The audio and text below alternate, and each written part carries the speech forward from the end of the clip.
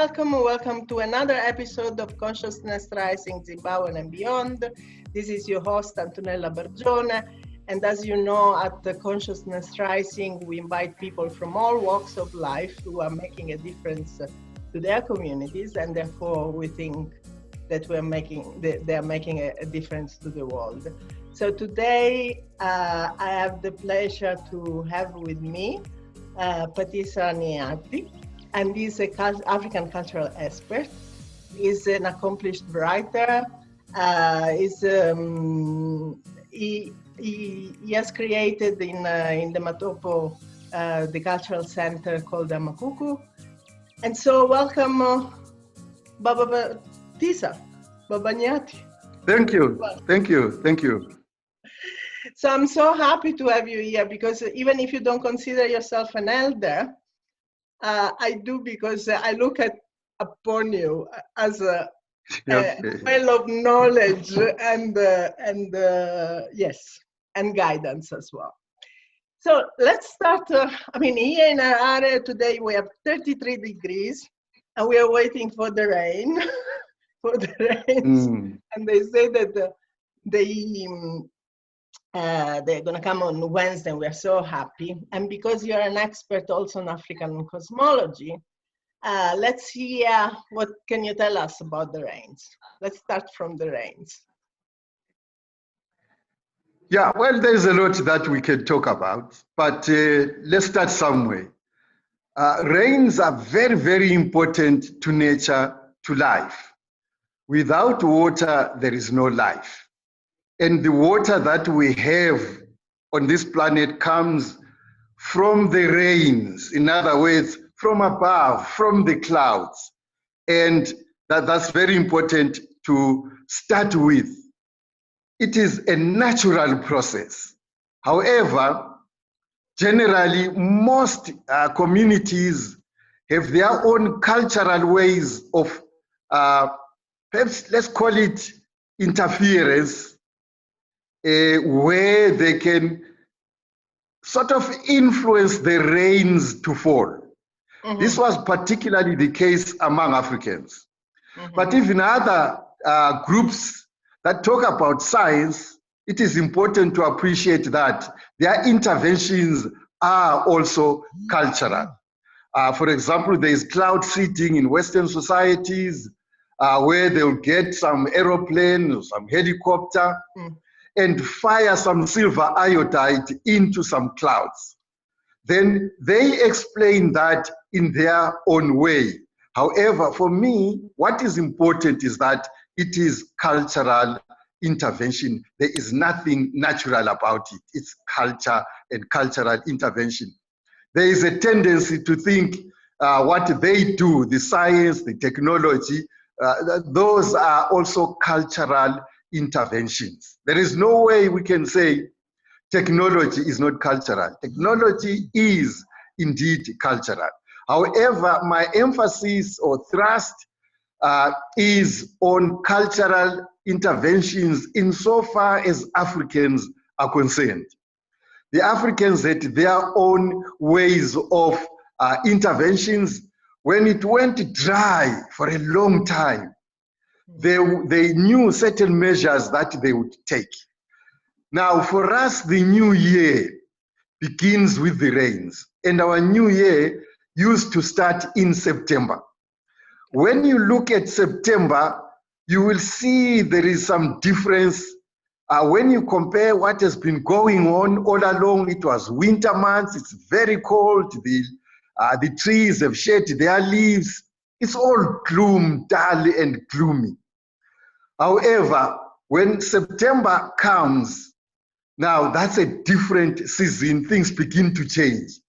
You will begin to see some trees flowering, some trees budding. It's a change, and indeed it is a new year. See, for example, I have problems with the beginning of January the 1st as a new year. To me, there is nothing new. What's the difference between December and January? I don't see it.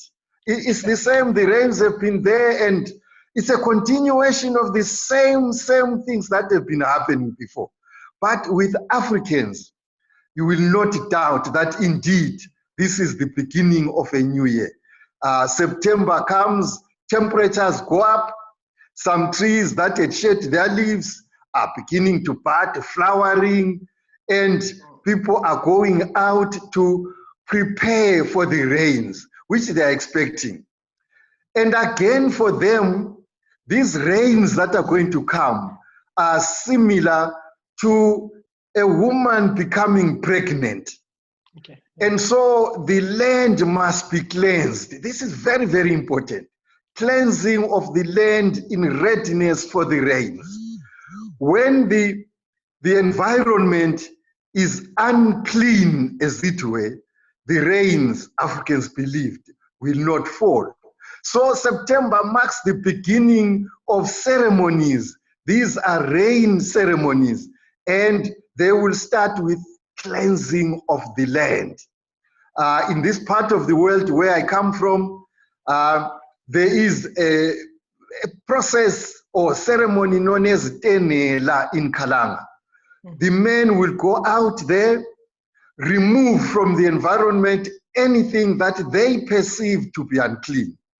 Here we are thinking of those trees that were struck by lightning, they must be removed. Okay. Certain birds must be gotten rid of, and they start a hunting process. And whatever they kill, they will take to some pool of water. Remember, water in a river, that's a pool.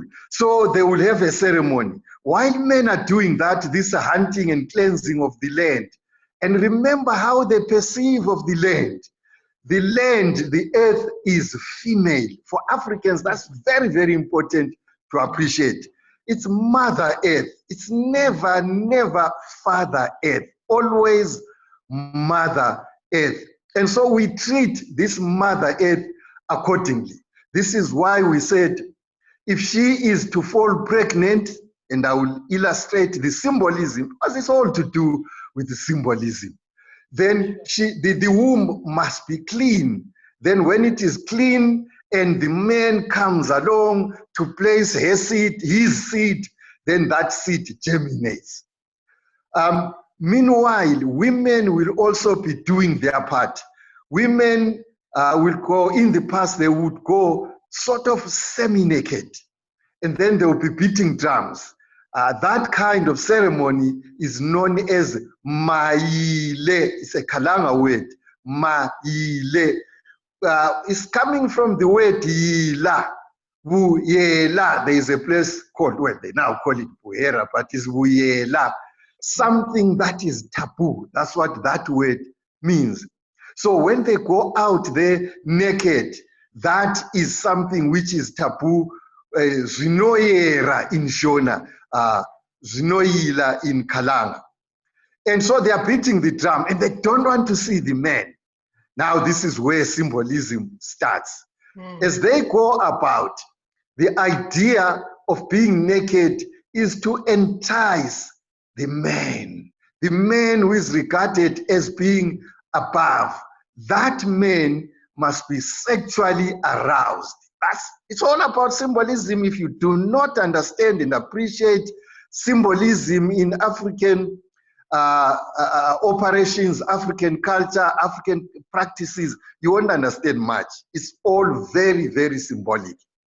So there is a man up there, and these are the women down here.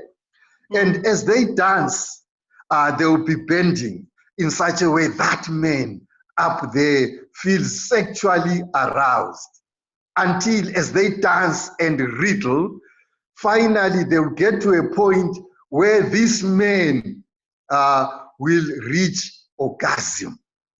And when that happens, the man up there ejaculates. That's how we interpret that rain-making ceremony. So when the rains come, I have said to those that I teach, the key to rain-making is held by women. But the person with the rain is the man. I'll repeat this one so that it is very clear. Women hold the key, to rains. But that the key, the container, the vessel, as it were, is with the man. It's him who ejaculates. And in symbolic terms, when he ejaculates, he is releasing the rains. But who enticed him, who excited him? It is women. And he has been looking down and say, oh, look at them, they are beautiful, aren't they? And then he's sexually aroused until there is that ejaculation. This is what is very, very important. So then this is one aspect. There is another aspect of rain making that I will also refer to. When it's really, really tough, there haven't been rains for a long time, they will resort to hard measures. There is an animal that lives on mountains known as a clip springer. Yeah. We call it ikoko in our language, Ndebele language. Now you ask yourself, in the winter months, these animals, well, that one in particular, there is no water on the mountains in winter, but that animal lives on mountains. Yes, it may venture short distance from the mountain. Yeah. How does it drink? So Africans are observant.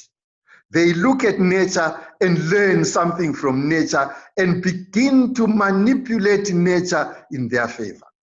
So the clip springer is hunted, captured, and taken overnight, kept within a room. Then they will do certain rituals. The following day, they release it. This is an animal which, in their perception, knows how to survive without rain. So you can use that animal to induce rain to fall. And indeed, they make use of that. And there is a third one. The third one, the ceremony, which again is held in September. It starts with cleaning the area. This is in Njelele, the rain shrine, the famous rain shrine in the Matopo Hills.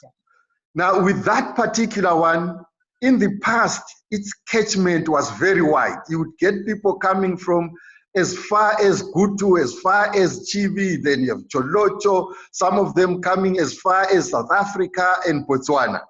And there, Njelele is abode of Mwali, Ungwali, or Mwari in Shona.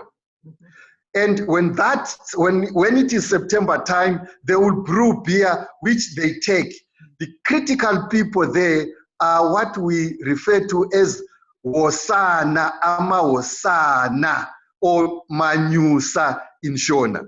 These are women who will dress in black. And these are the emissaries of Mwali, the god.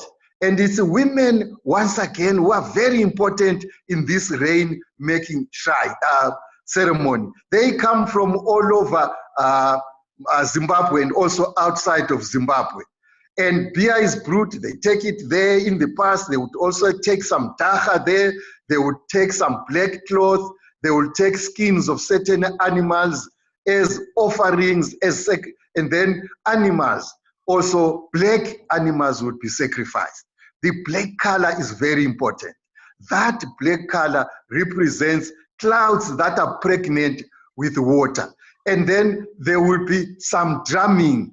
That drumming was very, very important. There were 3 drums that were played. Again, it's all about symbolism. Black rain clouds that are black. And then when they are dancing, these women will be sort of bending their torsos, their figures, so that sign of respect. And then they will tie some, you know, there is this, goes cha, cha, cha, cha, cha, cha, cha. In other words, they create some ambience. It's all about ambience creating. So when it goes cha, cha, cha on their leg, these are rattles. Yes, that's the word I was looking for. Leg rattles. And then when it goes cha, cha, cha, cha, it's like the rain is now falling. And then at the same time, it's black. This black color is like the rains. And then there is the one of the drums is black. I mean, it's got a deep sound. That sound is this thunder. So again, that's ambience. You are creating thunder.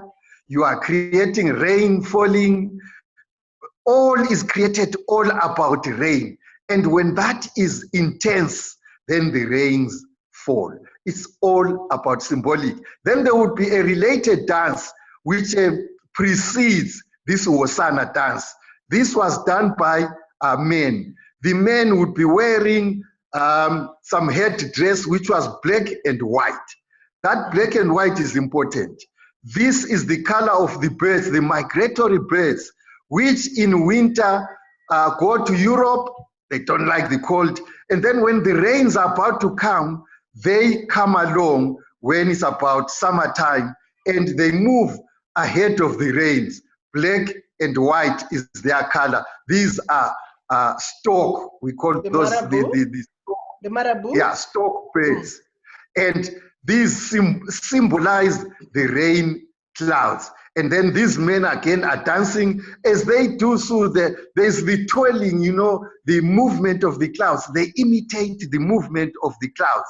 And they too have got these rattles, and they've got some kind of gout, which is not filled, but has some stones, so that it goes cha-cha-cha-cha-cha-cha-cha. That instrument, music instrument is known as war. So that again imitates the rain when it begins to fall. Cha-cha-cha-cha-cha-cha-cha. That's falling rain. And then when they are moving as if kind of creating convection currents, because those rain clouds, when they move, they don't move in a straight line. They are twirling, as it were, going up and down. And that's exactly what they are doing. In other words, they are repeating every aspect of the rain, from movement, from sound, from color. It's all concentrated. Now you have created the rain ambience, and indeed, the rains will come. So some people who think, oh, it's all pagan, it's all supernatural. It's because they don't understand how Africa works, how our cosmology works. Now, for us, it's all about symbolism, symbolic manipulation of a dance. To someone unschooled in African thought, it doesn't make sense that you can beat drums and start dancing and the rain falls. Yeah, but they want to believe if you fire some silver iodide into the rain and they have an explanation for it, it makes sense. Now, these are people who despise African phenomena, cultural phenomena. I'm glad now Africa is beginning to arise. And Africa is saying, no, we do not need any proxies to speak on our behalf. We are able and capable enough to explain our own phenomena as brought down by our parents, by our ancestors, and we are more than willing and ready to explain to those who don't understand our African thought, our African cosmology, our African philosophy. What we do know is it works, and time shall come when other tribes, other races will begin to appreciate what African thinking involves, that it is not just African superstition or mambo jumbo. It's not like that. But people must be humble enough and accept that what they don't know, and they don't know, and learn from those who know. That's what is important, not just to dismiss and say, it's mambo jumbo, it's all superstition, like some professors that I sometimes listen to. Yeah, and also to have the humility to know a bit more about other culture, that wouldn't be bad. Yeah, yes, that's very important. Yes. Gosh, I've learned already so much. Yeah. So the rain ceremony, they happen still every year, correct? Yeah. The rain ceremonies have already taken place. Yeah, they take place in September. Yeah. But what goes on first is cleaning the area, the cleansing, the rituals that I referred to, yes, yes. and then going to Njelele, cleaning it up the place, and then ready for the dances and representatives coming from various parts of the country and even from outside. And then they wait for the rain. So rains, they feed the land, they give us food, nourishment, Yeah. and then we live Yeah, and then what happens? Yes. What is important, yes, you are touching on something very important. That's a mother. Our own mothers feed or suckle on the breast, the milk of that mother. And what does she give them? She gives them food in the form of grain. She gives them fruits, everything, all food in its various manifestations comes from mother, and it's Mother Earth. There is no way a human mother can produce food, can produce milk when the Mother Earth has not fed her. So on the front line is Mother Earth who feeds our mothers. Then they feed us until we are weaned from those human mothers. But mothers continue obtaining food from Mother Earth to feed their babies who have been weaned. So Earth is an important mother, and this is why Africans were particular about conservation of the environment. Extraction of resources, it had to be done in a most circumspect way, in a sustainable way, because next time the mother must give us food. But if you become careless and destroy the environment, nature, mother will no longer be in a position to provide us with the food. And our mothers can't get that food. And when our own mothers haven't got the food, tough luck. There is no food for all of us, but food must come. But there is no food in the absence of rain.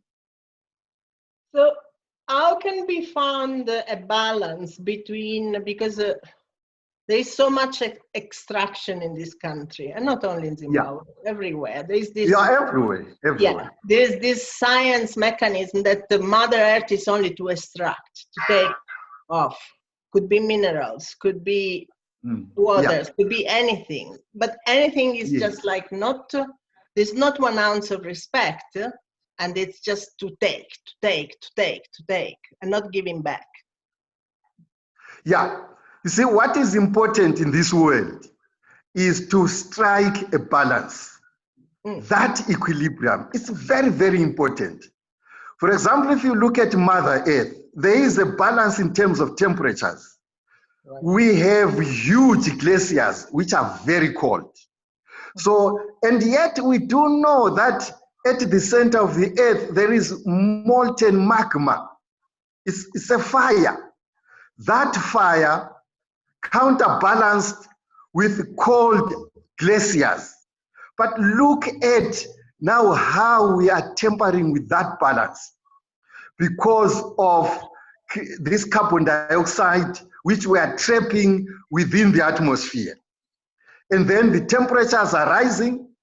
As they do so, they are beginning to melt, the Arctic Sea, the Arctic Ocean, the glaciers are beginning to melt. What we are going to have are rising sea levels, and it will be disastrous. The tsunamis, all this, hell hath no fury than a mother scorned.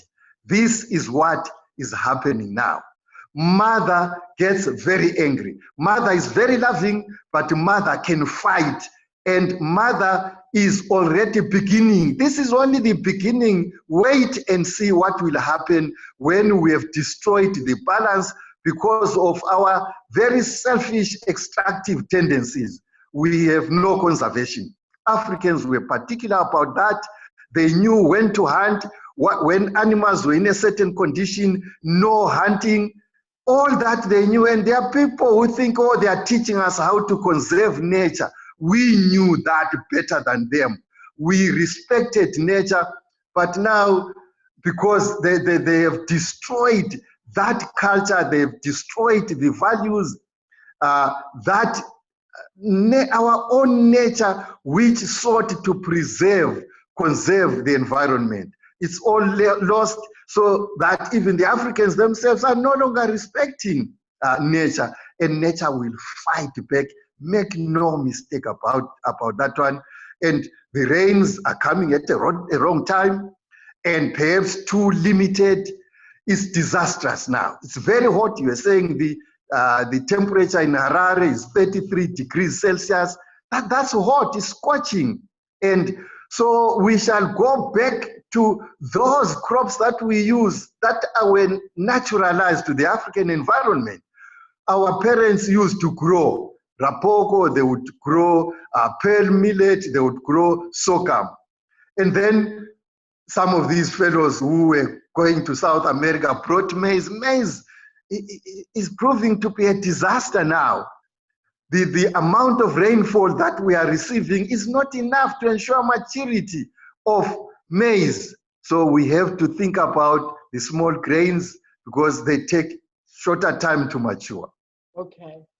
So it feels to me that we are at the moment, the human species, a bit, their soul is a bit lost.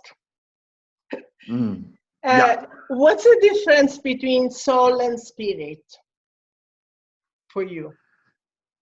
I prefer to use the term spirit rather than soul, probably similar. But again, that's very, very important. For Africans, they posit that when you look at me right now, it's body and spirit, that dualism. But it's a dualism that corresponds with the rest of nature. When you look at the world itself, there is the material world, the physical world. But at the same time, you have the spiritual realm, which is different. So when I die, and for us, that death is not the end, but the beginning. It's now entering the entrance into eternal life. That component, my component, the spiritual component, is advancing into another realm, which is the spiritual realm. And then my flesh, which is material, goes back to the material world, dust to dust. You hear Abafundisi say that, and ash to ash. In other words, material back to material, and spirit back to the spiritual realm. That's African cosmology. Yeah, and then what's believed that it happens. So once you go into the other realm or whatever realm, you were talking. I think I've heard you talking, going to the constellations, and then coming back after a while. How does it work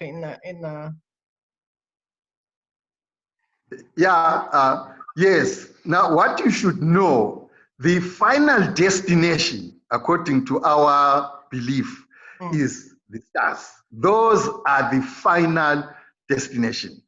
And again, when we look at this, what you are calling the soul, what I'm calling the spirit. Now, spirit has been evolving. There was a time when this spirit was in grass. That's what Africa says. Grass.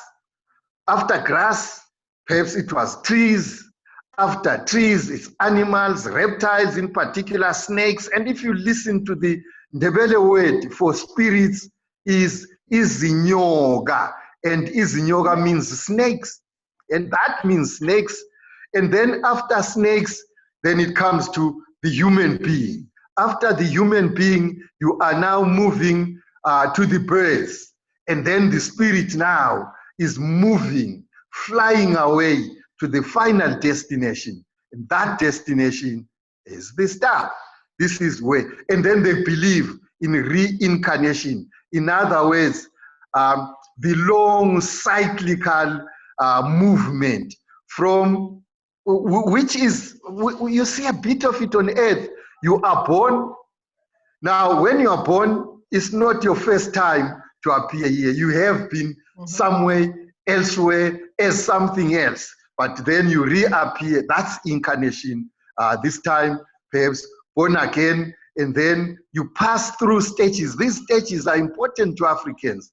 And then when you mature, that stage, which is puberty, very important, when you have the ability now to produce your own kind. And then when you die, you are now departing from the material world to another world. That's why the death ceremony is very, very elaborate among Africans, is because you have to prepare the soul or the spirit in its movement. And then the things, the items that I was using on earth, I write. You would have to accompany, my spirit would have to be accompanied by the laptop, the ballpoint pen. This is what Africa was doing, but Europe was doing the same. I'm looking at the Stonehenge, and you see a lot of similarities between what those people were practicing and what Africa still practices today. So there was some commonalities among the ancients before the European races moved on. So again, you will see this cyclicality, this seasonality, this continuity, very important, and the shape is the circle. The whole world, I think, recognized that. You look at the Stonehenge, it's secular. You look at the Colosseum, it's secular. The Leaning Tower of Pisa, everything was secular. Yeah, and it's amazing because what you have spoken so far, with different flavors, of course, but there is so much common ground to all the traditional culture. Because correct, because they come from nature. I mean, yeah, the yes, yes. In fact, let me, yes, before perhaps we end, there is an important adage that we should refer to: as above, so below. In other words, Africa has always sought to replicate the heavens on earth. Africa looked at the heavens and saw secularity. All those cosmic bodies are secular. They are in constant rhythmic motion, and that the orbits are elliptical or approximate secularity. Right. So we were learning from that. That movement is rhythmic, is seasonal, is periodicity. We learned.